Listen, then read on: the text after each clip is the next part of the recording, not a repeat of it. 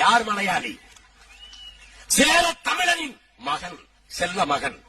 என் பாட்டன் சேர சோழ பாண்டியனில் மூத்த மன்னனின் பிள்ளைகள் தான் இன்று மலையாளிகளாக இருக்கிறார்கள் என்பதை என் அருமை தமிழ் மக்கள் புரிந்து கொள்ள வேண்டும்.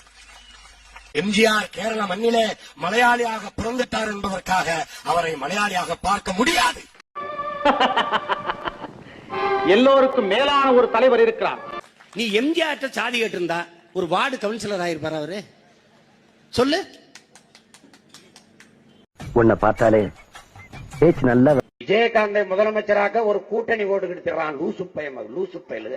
அந்த கூட்டணிக்குள்ள இருக்கிற நல்ல கண்ணுக்கு கால் கட்ட மயிர் அளவுக்கு பெறுவானடா விஜயகாந்த்.